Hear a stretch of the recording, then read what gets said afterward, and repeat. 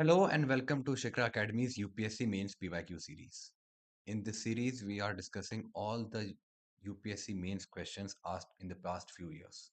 In today's session, we'll discuss about the 2022 GS Paper 3 from question number 1 to question number 5. So let's begin. Now, starting with the first question, why is public-private partnership required in infrastructural projects? Examine the role of PPP model in the redevelopment of railway stations in India. 10-mark question that we have to answer in 150 words. Now, mapping it with the syllabus, we can see that it has been asked from the subject of economic development, and the topic is investment models. Okay, so this question is on the public-private partnership model or the PPP model. So the approach that we'll take in answering such a question is that in introduction, we describe what is a public-private partnership because the question is talking about the public-private partnership. So in the introduction, we describe the public-private partnership. In the body, we write about the need. We address the demand of question. That means we write about the need of PPP in infrastructure projects and the PPP model in the redevelopment of railway stations because these two things were asked in the question. Then in conclusion, we will summarize the answer. So starting with the introduction, the public-private partnership PPP is a collaborative model where government and private entities they share resources, risk and rewards to deliver public infrastructure and services efficiently. Now, this PPP model, it bridges the gap between the limited public funds and the growing infrastructure needs of a developing economy like India. Okay, so um, we have described what a public-private partnership is and its role or is its importance for a country like India, for a developing economy like India. Then we write about the need for PPP in infrastructure projects, why we require the PPP model. Okay, so what advantages does this PPP model gives uh, so that it becomes desirable for the infrastructural projects. So first is resource mobilization. The PPP model helps attract the private investment. Okay, so it attracts the private investment and reduces the fiscal burden on the government. Okay, so the fiscal burden on the public or on the government sector it reduces. Okay, and the investment or the money comes from the private players or the private investment. Then there is efficiency and innovation. Now, the private sector, okay, when it invests in certain things, okay, when it invests in certain venture, so along with the money, the private sector also brings the modern technology, the managerial expertise, and the project becomes also so with the modern technology, with the sufficient amount of funds, with managerial expertise. Okay, so the execution project, the execution part of the project, it becomes very fast. Then the risk sharing.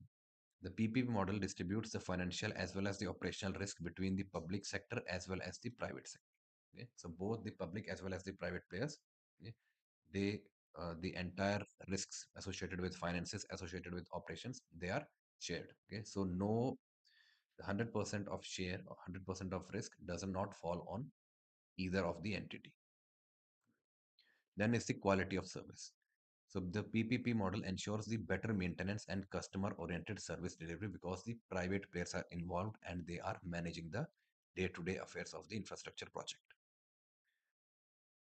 Then this PPP, the public-private partnership in redevelopment of railway station. So we can take the examples of the Indian Railways has adopted the PPP model in modernizing stations such as the Habibganj or the Rani Kamlapati station in Bhopal and the Gandhinagar railway station. The private players they undertake design, construction, and maintenance, while the railways, the Indian Railways, has retained land ownership and the regulatory control. Okay, so from the public sector, it's the railways, and from the private, there are private players, and they have partnered together to develop or to redevelop and modernize the railway stations. Now, this model ensures that world-class passenger amenities, commercial development, and sustainable revenue generation for the both the entities, that is the private player as well as the public body, that is the Indian Railways. Now, in conclusion, we can summarize the answer by writing that the PPP serves as a catalyst of modern, efficient, and financially sustainable infrastructure. In the railway sector, it transforms the station into vibrant urban hubs, aligning with India's vision of modernization as well as economic growth. So a precise two-line conclusion. Moving on to the next question, that is question number 2. Is inclusive growth possible under market economy? State the significance of financial inclusion in achieving economic growth in India. Okay. So this is a 10-mark question. Okay. And we have to answer it in 150 words.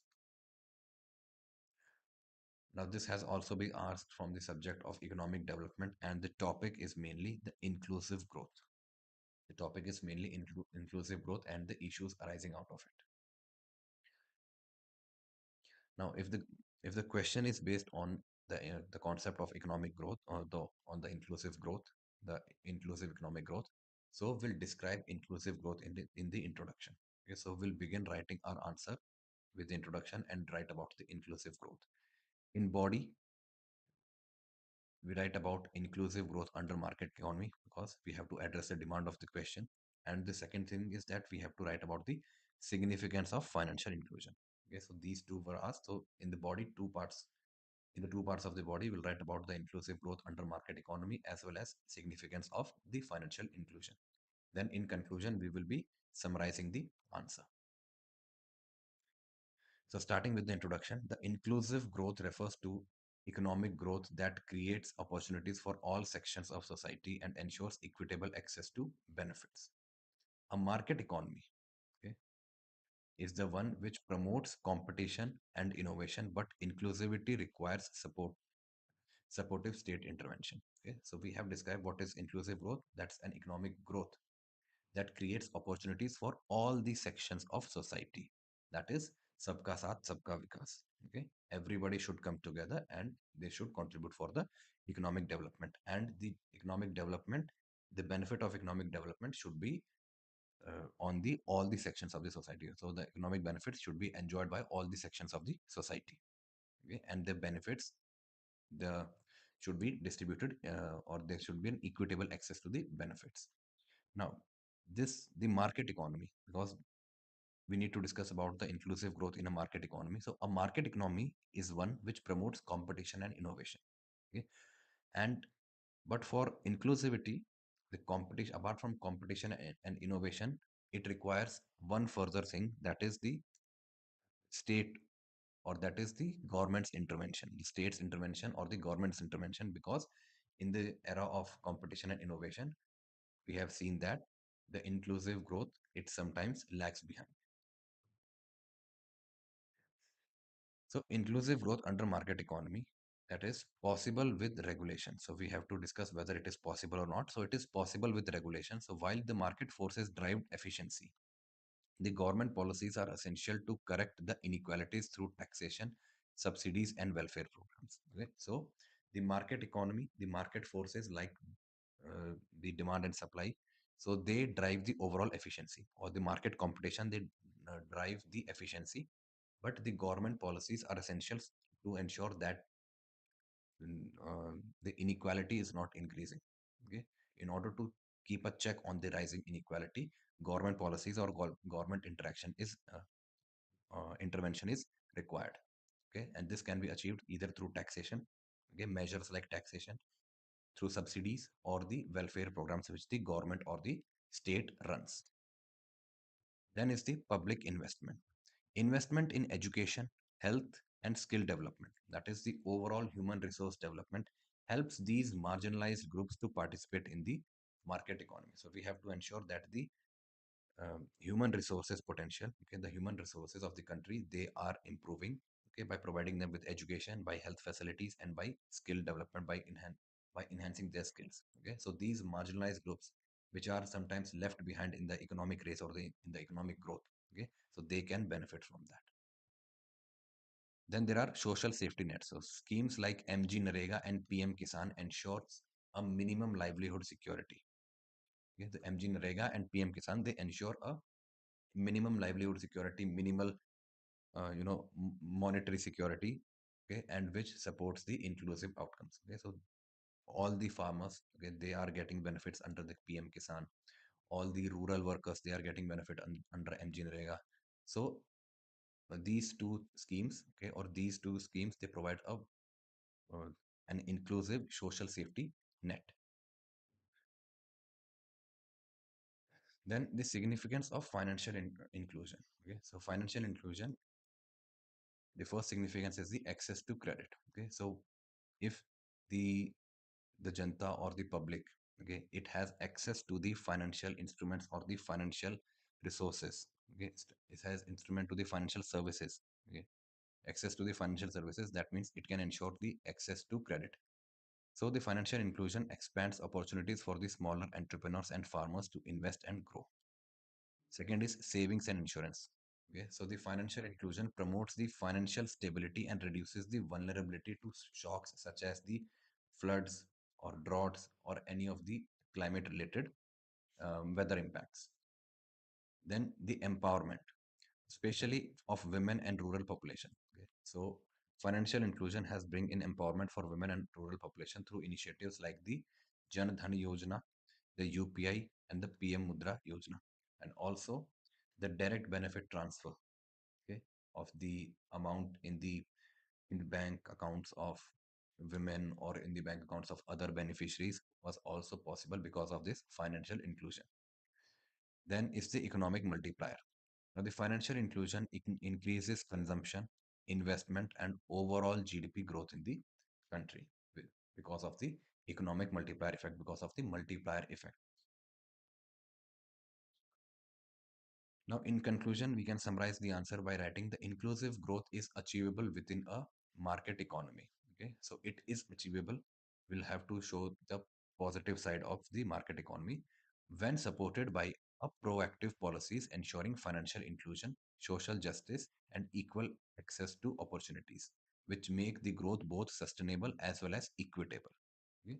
So, along with market economy, we require the proactive policies from the government which ensures, okay, the proactive policies should ensure financial inclusion, should ensure the social justice and an equal access to the opportunities and benefits of the economic growth. Then moving on to the third question, that is, what are the major challenges of public distribution system PDS in India? How can it be made effective and transparent? A 10-mark question that we have to answer in 150 words. Now, mapping it with the syllabus, we can see that it has been asked from the subject of economic development, and the topic is the public distribution system. Okay, so it's a question on the PDS. So now, if the question is talking about the PDS, so it's a better practice that in introduction we describe what is the public distribution system or what is the PDS. Then in the body, we address the demand of question by writing the major challenges as well as the measures for effectiveness and transparency as asked in the question. And then in the conclusion, we will summarize the answer. So starting with the introduction, the public distribution system PDS is a key welfare mechanism to ensure the food security by distributing essential commodities at subsidized prices. Despite its significance, okay, despite the significance of the PDS, it faces several operational and structural challenges. Okay, so in the first line, we have, this is the opening line in which we have described what is PDS. Okay, in the second line, which becomes our connecting line. Okay, so a connecting line connects the introduction with the body. Okay, so this second line, that is, despite its significance, it faces several operational as well as the structural challenges. So here we are connecting it to the body because in the body we are writing about the major challenges that are associated with the PDS system. So first is the leakages and diversion. A significant portion of food grains which are procured for the PDS but are diverted in the open market due to corruption and weak monitoring. Second is the inclusion and exclusion errors. Genuine beneficiaries are often left out. Okay, so the genuine beneficiaries who actually require the benefits of the PDS system, they are left out, and the ineligible beneficiaries, they receive benefits due to faulty identification methods. Then is inefficient supply chain. The poor storage, trans- transport losses, and inadequate infrastructure lead to the overall wastage. The financial burden. The high subsidy cost strains the government finances because the PDS system, the government provides the rice, the grains, and the other commodities, okay, at highly subsidized prices to the beneficiaries. Okay, and that puts a strain, okay, on the government exchequer or the on the government finances. Then there are quality issues. The beneficiaries often receive poor quality grains. Okay, so the grains which are distributed through this PDS system, okay, the quality of these grains are oftentimes very poor. Okay, and which reduces the overall credibility of this entire scheme or of this entire operation that is there. Then after highlighting the major challenges, we write them measures for effectiveness and transparency, how we can improve this overall the PDS system, the public distribution system. So first is digitization, use of Aadhaar based authentication and EPOS machines to curb the leakages. So in order to identify the beneficiaries as well as for curbing the leakages, there's a need for the digitization. Okay, it should be Aadhaar backed authentication, and the point of sale machine should be the electric ones. Okay, the electronic point of sale machines.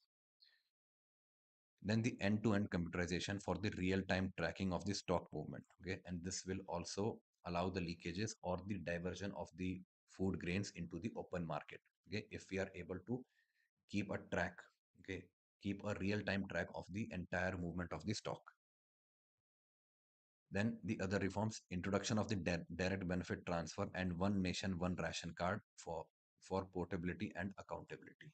Okay, so the DBT and the one nation, one ration card, along with the community monitoring, the involvement of local bodies and the social audits, okay, in order to ensure that the benefits are actually reaching to the intended beneficiaries, okay, and not the ineligible beneficiaries, okay, and the resources and the food grains are also not leaked or diverted into the open markets.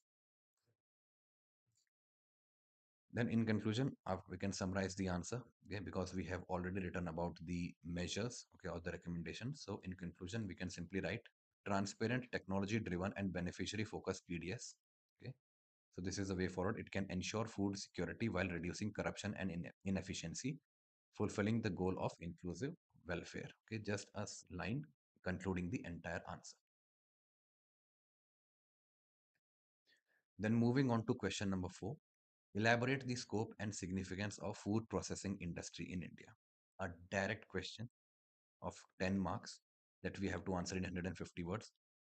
Now it has been taken from the subject of economic development, and the topic is food processing and related industries in India. It's a quite direct question in which we have to write about the scope and significance of the FPI or the food processing industry. Okay. So because the question is based on the food processing industry, so we'll describe the food processing industry in the introduction. Then in body, we address the demand of the question by writing about the scope of food processing industry and the significance of the food processing industry. And in conclusion, we'll summarize the answer. So starting with the introduction, the food processing industry acts as a vital link between the agriculture and industry. Okay? So this is a vital link. This is a industry that connects agriculture and industry. And adds value to the raw agriculture produce. So the agriculture produce or the agriculture yield that is coming out of the fields. Okay. So it increases their overall value. It adds value to the agriculture produce and enhances the shelf life.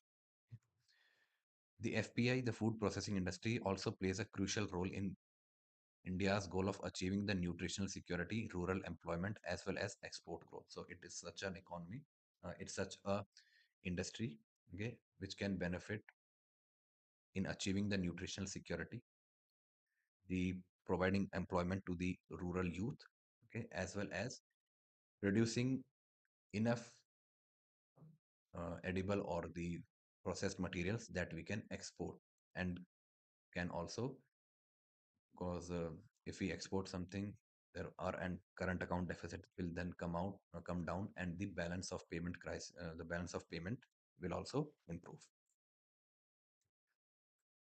So the scope of the food processing industry in India. So we have the diverse raw material base. Okay, so India's vast production of cereals, fruits, vegetables, dairy, and fisheries provides the immense potential. Okay, so there is no dearth of the raw materials in the country.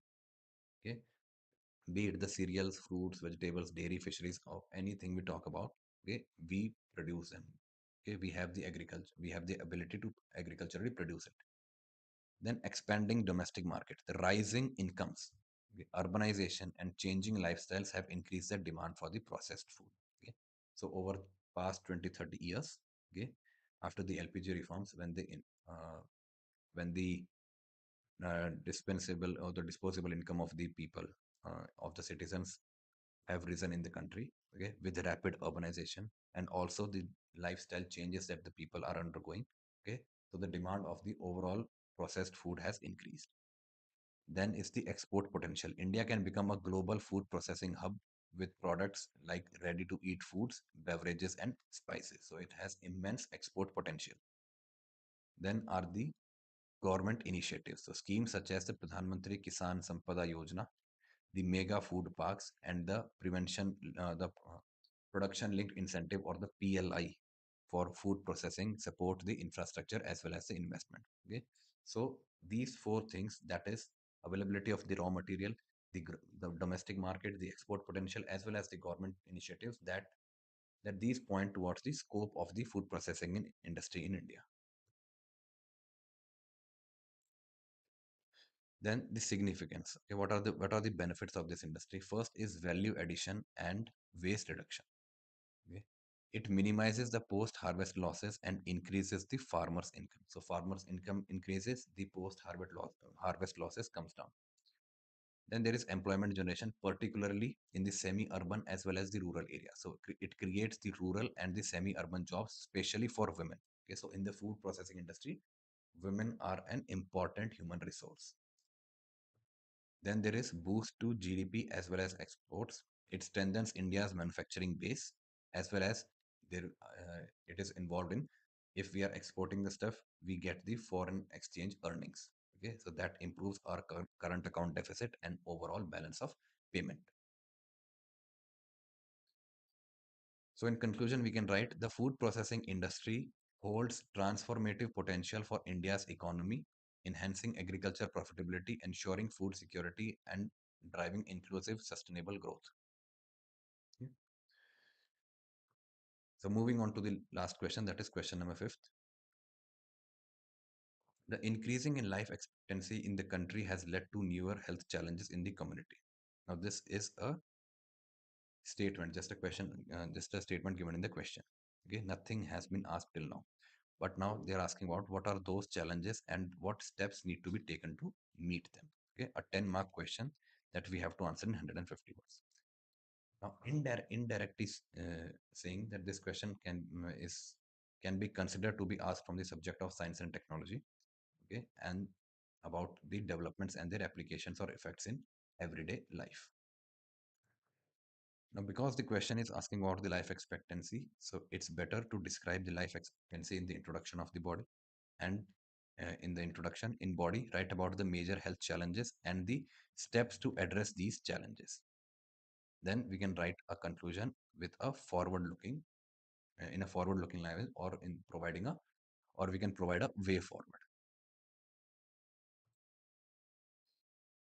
So starting with the introduction, India's rising life expectancy now over 70 years. Okay, so life expectancy in India has risen to over 70 years. This was below 40 years. Okay, 80 years back when India, approximately 80 years back when India gained independence, the life expectancy was less than 40 years. Okay, so now it has climbed to over 70 years. Now this reflects the progress in healthcare as well as the living standards. Okay, so this increase in life expectancy is a testament that uh, the progress that India has made in healthcare as well as in improving the living standards for its people. However, an aging population brings new health challenges that demand a shift from acute care to the long term and preventive health strategies. So, the major health challenges that are associated with this increase in life expectancy. Okay, so, first is the non communicable disease. Increase in non communicable disease. There has been an increased prevalence of diabetes, hypertension, cardiovascular diseases, and cancer. Okay, and these diseases, these non communicable diseases, have become very common.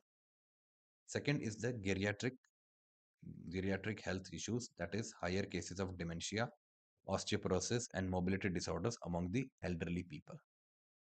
Then there are mental health concerns like the feeling of loneliness, depression, and cognitive decline in the older adults. So the overall years in the life has been added, but the quality of those years, okay, that has come down because of these non-communicable disease, because of these mental health concerns, okay, and all this has led to the health care burden with a rising demand for the chronic care, rehabilitation, and palliative services. Then are the socio-economic pressure, a growing dependency ratio, like more and more people in the old age, they are depending, okay, they are dependent on the younger generation or on the working class. Okay, so the pressure on the working class increases, and it leads to strain on family-based elderly care. Then the steps to address the challenges. Yeah, to strengthen the primary healthcare. Focus on these communicable disease screening and preventive care. Okay, in order to address these concerns, we have to strengthen the primary healthcare system in the country. Okay, and this primary healthcare system should focus on these non-communicable diseases, screening those and preventing those in the first place. Then promote healthy lifestyles, awareness on diet, exercise, and the overall mental wellness. Expand the geriatric services, dedicated wards, old age homes, and community support. We need to increase the number of dedicated wards for the elderly, the old age homes, okay, the social clubs for the elderly, in order to increase the community support in the old age. Then there are policy measures, implementations of the National Program for Healthcare of the Elderly and the health insurance coverage. Okay, so giving the health insurance cover to the elderly. Okay, under the Ayushman Bharat mission. Okay, and under the Ayushman Bharat program, the uh, the elderly people, okay, people over the age of 60, okay, they or the age of 70, they have been provided with the health insurance facility. Now, writing a way forward here. So, as longevity increases, okay, so as the longevity in age increases, so India must realign its healthcare system towards a preventive, geriatric, and holistic care to ensure healthy aging and sustainable public health outcomes. Okay, so these were the 5 questions from the 2002 GS paper 3 paper. In the next session, we'll discuss the question number 6 to question number 10 of the same question.